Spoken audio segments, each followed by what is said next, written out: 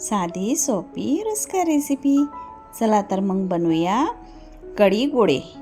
हे मेथीचे गोळे आहेत आणि टेस्टी होतात आणि खूप मजेशीर लागतात. मला तर खूप आवडतात. विदर्भ स्टाईल आहे. हरभरा डाळ घ्यायची आणि तुरीची डाळ समप्रमाणात घेतली तरी चालेल. याला छान धुवून साफ करून 4 तास भिजू घालायची पाण्यामध्ये.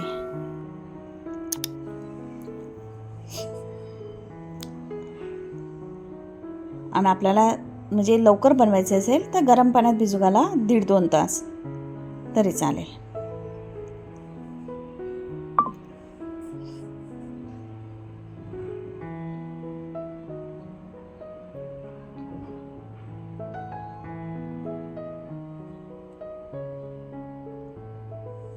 कढी गोळे हिवाळ्यामध्ये खूप छान लागतात आणि खायला मजा येते.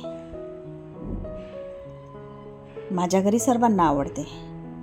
एकदा करून बघा, तुम्हाला पण आवडेल.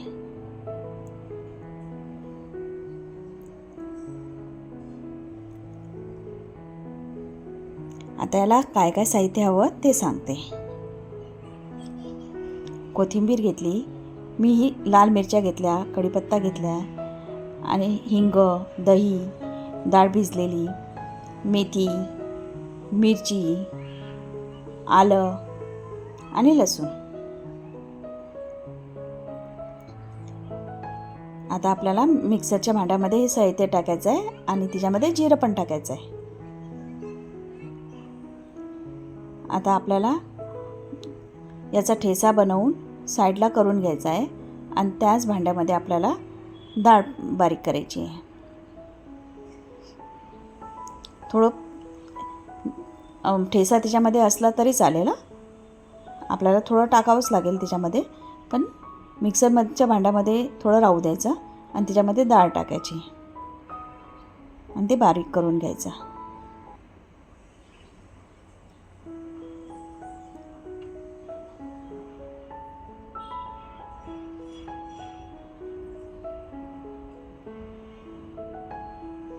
बघा मी कसं बारीक केलं आहे. म्हणजे अति पेस्ट पण नाही बनवायची आपल्याला. ठीक आहे. आता मिक्सरच्या जे भांडं आहे त्याला त्याच्यामध्ये पाणी टाकून ते साईडला ठेवूयात.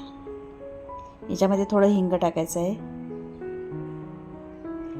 मेथी चिरून घ्यायची छान आणि ती पण टाकायची.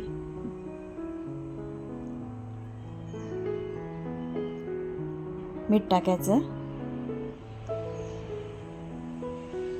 थोडा ठेचा टाकायचा. याला छान मिक्स करून घ्यायचं.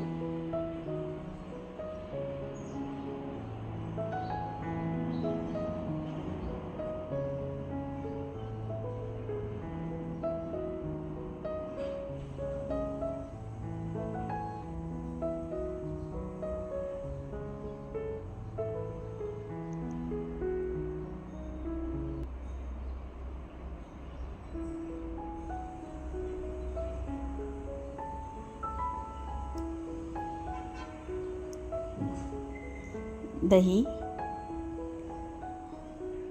हे छान फेटून घ्यायचं.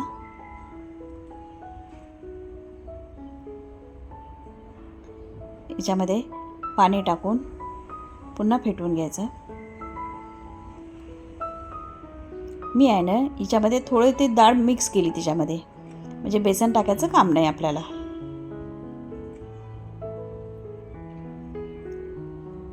पातेलं ठेवायचं गॅसवर. याच्यामध्ये तेल टाकायचं आवडीनुसार तुमच्या.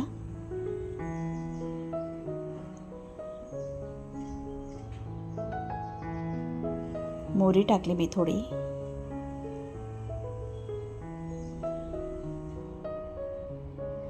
थोडे जिरे टाकले. जिरे जरा जास्तच वापरते मी, छान लागते, मला आवडते फोडणीमध्ये.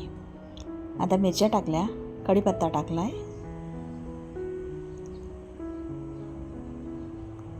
हळद, धने पावडर,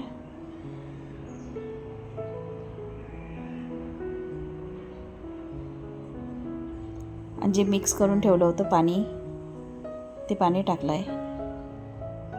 जे डाळीचं पाणी आहे ना ते. हिंग टाकलं आहे. आता आपण ताक बनवलं होतं ना दह्याचं, ते पण ह्याच्यामध्ये ॲड करते मी.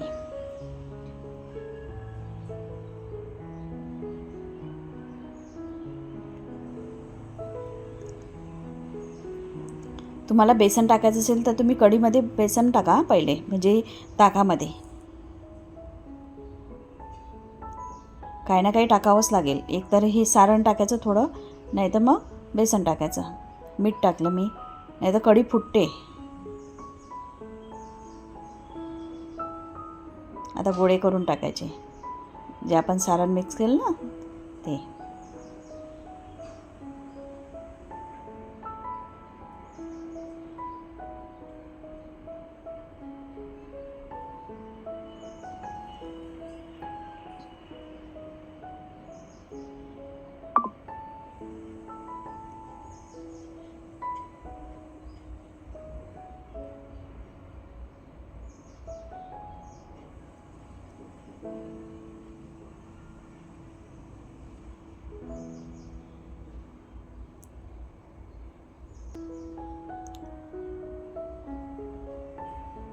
हिवाळ्यामध्ये कढी तर छान लागतेच, पण हे कढी गोळे खाल्ल्यानंतर हे पण टेस्टी लागतात.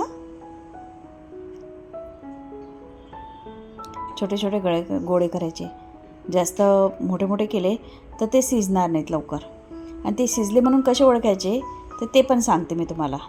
व्हिडिओ पूर्ण पहा हां.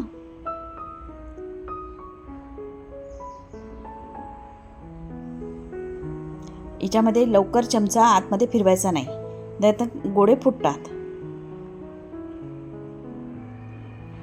एक तर आपण छान उकळी येऊ दिली थोडी आणि त्याच्यामध्ये गोळे टाकले.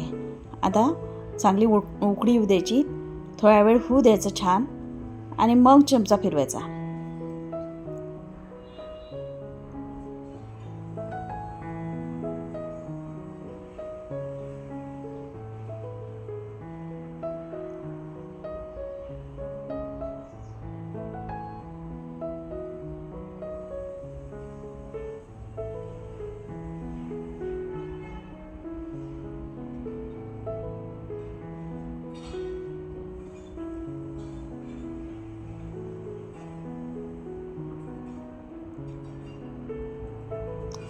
झाकण पण नाही ठेवायचं. झाकण ठेवलं की कढी उतू जाणार, म्हणून झाकण पण नाही ठेवायचं.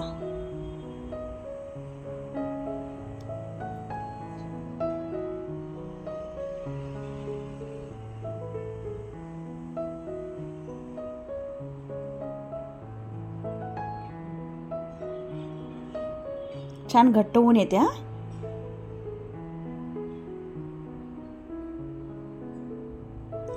हळूच फिरवायचं बघा.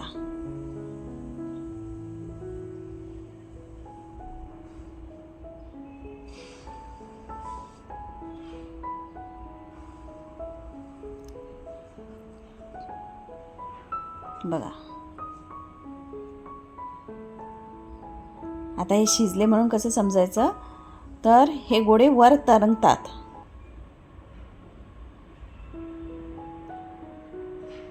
दिसत आहेत ना तुम्हाला.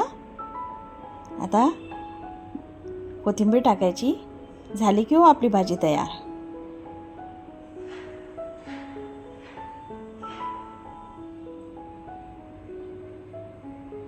चला तर मग आपण खायला घेऊया.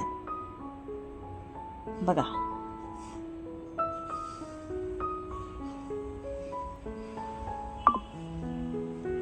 तुम्हाला माझी रेसिपी आवडली असेल तर लाईक करा, शेअर करा, सबस्क्राईब करा आणि कमेंट करा.